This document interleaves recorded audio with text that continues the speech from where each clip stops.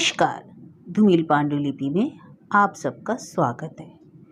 भूली बिसरी कहानी में आज सुनिए आरक्षणीय उपन्यास, लेखक शरद चंद्र चट्टोपाध्याय। एक ऐसी लड़की की कहानी जिसके पिता की मृत्यु होने पर उसके अपने ही परिवार वाले उस पर ऐसा आरोप लगा देते हैं कि उसको अपनी माँ के साथ गांव छोड़कर जाना पड़ता है। अपने मामा के यहाँ शरण लेनी पड़ती है, किंतु मामा लालच में एक बूढ़े व्यक्ति के साथ उसका रिश्ता तय कर देते हैं। किंतु मामी का धैर्य उस लड़की को जीवन की एक नई दिशा प्रदान करता है। लड़की के संतोष की कहानी प्रस्तुत है ज्ञानदा की कहानी। आज सुनिए इसका प्रथम अध्याय। मजली मौसी, ओ मजली मौसी, मजली मौसी, माँ ने महाप्रसाद भेजा है, लो। अरे कौन है रे? अतुल बेटा, आ बेटा आ, कहकर दुर्गामणि रसोई घर से निकली। अतुल ने प्रणाम करके पदधूलि ग्रहण की। निरोग हो बेटा, दीर्घजीवी हो। अरे ओ ज्ञानदा, तेरे अतुल भैया लौट आए हैं। एक आसन बिछाकर महाप्रसाद को घर में तो रख दे बेटी। कल रात को 9:30-10 बजे आम सड़क पर घोड़ा गाड़ी की आवाज़ सुनकर सोचा कौन आया। अगर तब जानती दीदी आई है तो दौड़कर उनके चरणों की धूल न ले लेती। इस तरह के मनुष्य क्या अब संसार में मिलते हैं? दीदी अच्छी तो है ना बेटा? इस समय पूरी से आ रहे हो ना? क्या कर रही है? अरे बेटी, तेरी अतुल भैया आकर खड़े हैं। माँ के बुलाने पर एक 12-13 वर्ष की सांवली सी लड़की कमरे से एक आसन लेकर निकली और जितना हो सका गर्दन झुकाकर उसने उसारे में आसन बिछा दिया। अतुल के पैरों के पास आकर प्रणाम किया, बोली भी नहीं और न सिर उठाकर देखा। प्रणाम करके उठी और महाप्रसाद के पात्र को हाथ में लेकर धीरे धीरे भीतर चली गई। लेकिन जरा ध्यान देने से देखने पर पता चलता कि उस समय लड़की के मुखमंडल से मानो दबी हंसी झलक पड़ रही थी। और केवल लड़की ही नहीं, इस सुंदर लड़के के चेहरे पर भी अपनी छटा विकसित करके बिजली का सा एक दृश्य, एक अदृश्य प्रभा क्षण भर में विलीन हो गया। आसन पर बैठकर अतुल तीर्थ यात्रा की कहानी सुनाने लगा। उसके पिता उस जमाने के सदर आला थे। काफी रुपया पैसा और दूसरी संपत्ति पैदा करके पेंशन लेकर घर आ बैठे थे। अब वे परलोकवासी हो गए हैं। बीए की परीक्षा देकर अतुल 2 महीने पहले माँ को लेकर तीर्थ को निकला था। हाल ही में रामेश्वरम पूरी होता हुआ कल घर लौटा है। कहानी सुनकर दुर्गामणि ने एक लंबी सांस लेकर कहा, और एक महापातकिन मैं हूँ, जो कुछ और ना हो एक बार काशी जाकर बाबा विश्वेश्वर के ही चरणों का दर्शन कराती, सो तो इस जन्म में भी यह साथ पूरी ना हुई रे। अतुल ने कहा, मजली मौसी, काशी की कहो या कहीं और की, एक बार सब कुछ छोड़ छाड़ कर निकल जाने में से ही सब कुछ नहीं होता।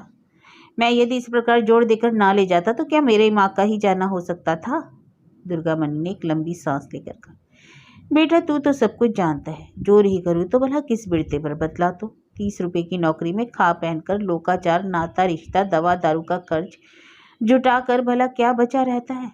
और देखते देखते यह लड़की 13 में पहुंच गई। अरे तुझसे सच कह रही हूँ रे अतुल, इसकी ओर देखते ही मेरे सीने का खून सूख जाता है। उफ, इतने बड़े शत्रु को गर्भ में धारण करके माँ को लालन पालन करना पड़ता है। कहते कहते उनकी आंखें डबडबा आईं।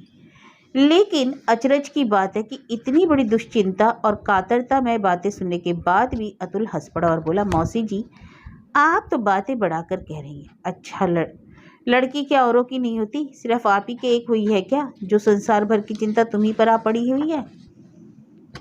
दुर्गामणि ने कहा, उसे तो मेरी दुश्चिंता भी नहीं कहा जा सकता अतुल, यह तो मेरी हमारी मृत्यु पीड़ा है, मृत्यु पीड़ा। समाज को मैं जानती हूँ, लड़की का ब्याह ना कर पाने से जात चली जाएगी, लेकिन ब्याह करूँ तो कैसे? रुपया चाहिए, मगर पाऊँ कहाँ? इस मकान के एक हिस्से को छोड़कर अपना कहने के लिए मेरा कुछ भी तो नहीं है बेटा। आधा घंटा पहले इस लड़की को लेकर पति पत्नी में झगड़ा हो चुका था। पति आधा ही पेट खाकर थाली ठेलकर दफ्तर चले गए थे। उस व्यथा से दुर्गामणि का हृदय अलोड़ित हो उठा और टप टप करके आंसू की 2 बूंदें कपोलों पर से उनकी गोद में गिर पड़ी। हाथ से आंसू पोंछकर बोली, पहले जन्म में ना जाने कितनी स्त्री हत्या, भ्रम हत्या की थी अतुल, जो मैंने इस जन्म में लड़की को गर्भ में धारण किया। नहीं मजली मौसी, मैं चला, तुम ऐसा नहीं रुकोगी। एक बार और आंखें पोंछकर दुर्गामणि ने कहा, नहीं बेटा, जरा बैठ, थोड़ी देर तेरे सामने रोने से हृदय का भार कुछ हल्का हो जाए, इसलिए कहती हूँ, भगवान ने अभागी को अगर मेरी गोद में भेजा ही था तो जरा रंग साफ करके क्यों नहीं भेजा। काली होने से कोई भी आश्रय नहीं देना चाहता, सभी सुंदर लड़की चाहते हैं। अरे अत्याचारी समाज, तू अगर कुलशील स्वभाव चरित्र कुछ भी नहीं देखेगा, किसी लड़की को केवल अपने घर में स्थान नहीं दे गया कि वह काली है, तो उस लड़की का ब्याह ना होने पर माँ बाप को क्यों दंड देगा। अतुल, काली लड़की का क्या ब्याह नहीं होता? भौरा भी काला होता है, कोयल भी काली होती है मौसी, इनका क्या आदर नहीं होता? ये सब बातें चिरकाल के दृष्टांत है मजली मौसी।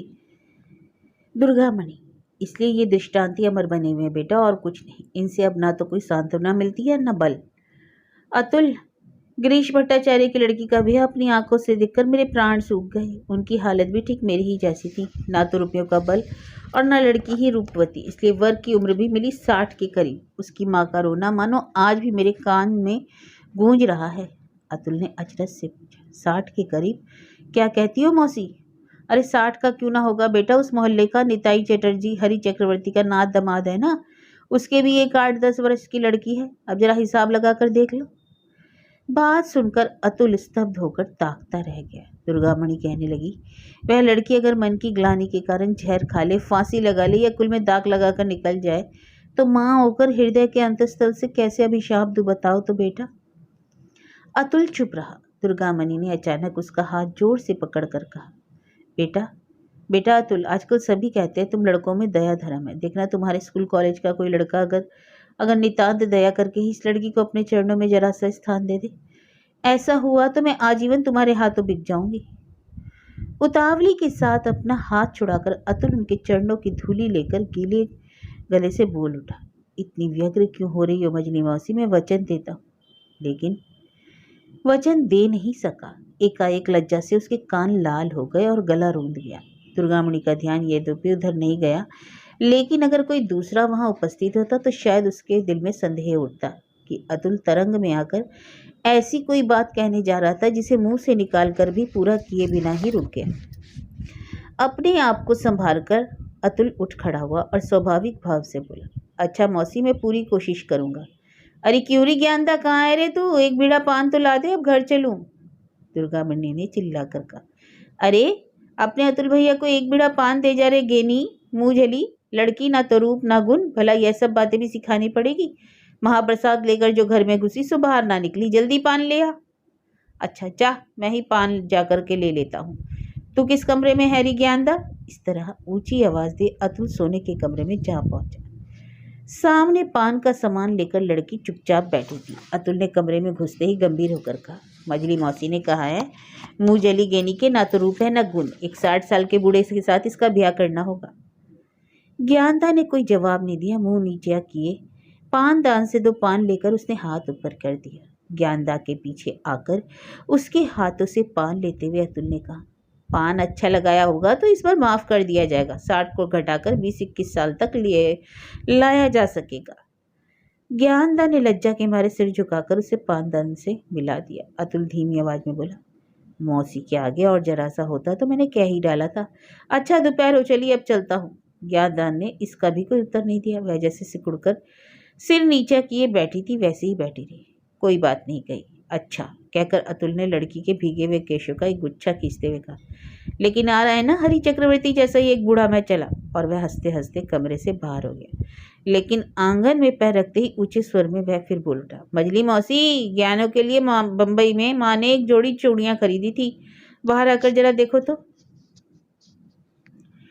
चूड़ियों का रंग और उन पर किया गया काम देखकर दुर्गामणि अत्यंत पुलकित होकर दाता की भूरी भूरी प्रशंसा करने लगी। चूड़ियों की जोड़ी थी तो कांच की, मगर उस तरह की कीमती और शौकीनी चूड़ियां गांव के और कौन कहे कलकत्ते में भी अभी तक ना पहुंची थी। वस्तुतः उनकी बनावट, चमक दमक और खूबसूरती देखकर माँ का बहाना करके अतुल अपने रुपए से ही उन्हें बम्बई से खरीद लाया था।